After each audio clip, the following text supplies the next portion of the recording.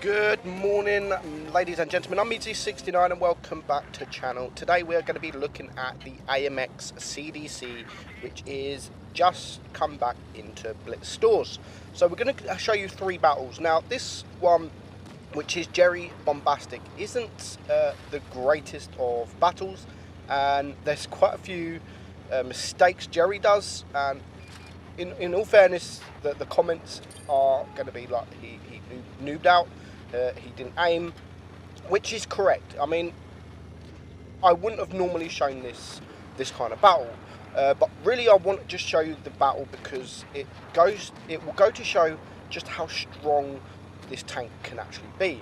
And in my opinion, and yes guys, it is my own opinion, people are not going to have the same opinion as me. That's the way it works. I do think that this tank is the strongest tier 8 medium tank in the game. I mean, yes, there's other tanks, mod 1s, 59s, but for me, this is probably the strongest tier 8 medium. And what I love about this tank is you can play it. I mean, I think this is probably the most played medium tank in ratings battles. I sometimes play it in ratings battles. The DPM is very good. The armor is not good. The rate of fire is good. The speed is fantastic. It's just an all-round really good tank. Now, when this tank first come into stores, it was god-awful. It really was bad, and if you had a Dracula, there was just no point playing this because it had the same amount of hit points as the Dracula, but it had worse DPM. They have recently, not recently, but a while ago, they have fixed that. They gave it much more DPM, and because of that, that literally changed the tank completely. And it really is, I wouldn't say it's OP, but it's strong. It's very strong. Yes, you can be HE'd from pretty much anywhere, but the rate of fire on this thing and the speed is amazing. It really is amazing. And we can see here Jerry, he's done now 1600 damage. He has missed probably 80% of his shots, but that's still not going to stop him. He's captured base C, which puts the pressure on the Reds because they are now winning on supremacy points, but he did get shot quite a lot at the beginning, so he's had to sit back and he's had to reserve the hit points that he's got. Now, the only advice I would give to Jerry, I mean, I can't give him too much advice because he comes back and he does really well, is just aim. Just aim. Like, half the shots that he's missed was because he just didn't aim. But now he's up to 3 kills. He's going to get a few shots there on the Black Prince. He is spotted, and he does need to be careful because if that Black Prince decides to face him, he can be potentially a 2 or 3 shot. And with the DPM of the Black Prince, he does need to be very careful. And the Black Prince is now aiming at him. He misses the shot. The Black Prince is now a 1 shot. So Jerry, again, he misses only just, but he still just misses that shot. So he's lost out on quite a lot of damage because of he's not wanting to aim. However, he does take out the Black Prince for his 4th kill, and now he's just going to rush in and take out the Louver, and he's going to end up with 5 kills, 2.9k damage, just about 2.8k, sorry.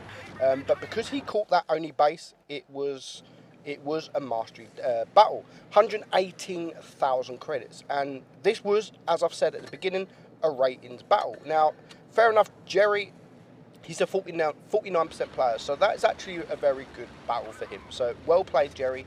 As I've said, the only advice I would give to you is aim. Just aim, and you could have ended up on a lot more damage. Next up, we got Epar Kraken from the Kraken clan. Now, he's on Naval Frontier, and he's going to go to the spot pretty much every medium tank goes to spot the enemy tanks crossing. There we have the AMX 5100. He's spotted almost nearly 4 or 5 tanks on the enemy team, and this is just a fantastic position for farming. Completely fantastic position, but he now has spotted the rest of the enemy team the ISU there, the T-34, and there is the IS-3 at the back. So he's going to take out the most dangerous target for this tank, and that is the SU-152. Nice high roll there. He does get shot from the back. Probably, I'm not sure, maybe the T-28, I think. But they do manage to get rid of the SU-152. So that's a good target to get rid of. The enemy have caught base B, which is near where Epar is. So he is going to flank around the whole enemy team, but he does manage to get one shot into the T-34 before he goes on his way. And he's probably going to get another one. He does switch to the APCR just to guarantee the pen. And now he's going to go and cap base C, because the enemy are double the supremacy points. They have caught base B, and his team are now 2 tanks down to 1, and there's quite a few on low hit points, but then so is the enemy team, who are now capping A. So he's going to wait, he's going to cap C, and then he's going to do the great move, and he's going to get behind the enemy. But before that, he's going to go round, he's going to see if he's got any shots on base B. There is a few one-shot tanks. There's the T-34, which is a good target to get rid of. He's now gone, and it now evens up the playing field, 5 against 5. And this is where he is going to flank around. He's going to go a long way. He's going to reset his camo. As I've said, there's still a couple of one-shot tanks there. There's a T-28 HTC that is full hit points. AMX takes out the IS, so he's now, if that was me, I would have probably took out the T-23, but he decides to take out the AMX instead, and then he goes, and as soon as he gets reloaded, he takes out that T-23. So the correct decision in the end, but now he needs to be careful. Not sure how that penned with AP, because it looked all red to me, but with the speed of this thing, he can now just get to the side of that T-28. A few lovely shots there, and RNG was on his side. I'm not sure how none of them bounced, but take it while you can.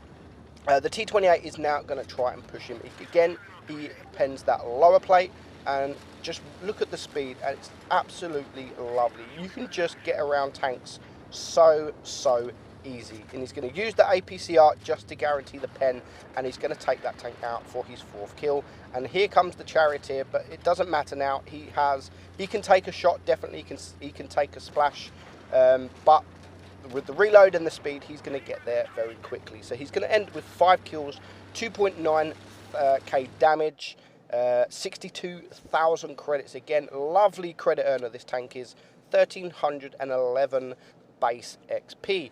So very good play from Eppa there. And now we are going to watch the final battle, and it is myself, and we are on Faust. So we've got 2 light tanks and myself in the medium tank, so we are going to rush towards base A, seeing as the enemy have only got 1 light and 1 medium. So we are just going to rush in, and we are going to start capping A as soon as we can. I do have the light tanks behind me for backup, and I hate what the T-49 does here. And you can see, like, I'm capping, and he's just hiding behind me in case the enemy are spotted, and I'm like, no, I don't think so. So I move across. I'm like, I'm not taking shots for you. Like, I've got just as much armor as you, so no chance. But I've got DPM over you. So luckily we didn't really spot anyone coming towards us, so we are going to push towards the enemy spawn.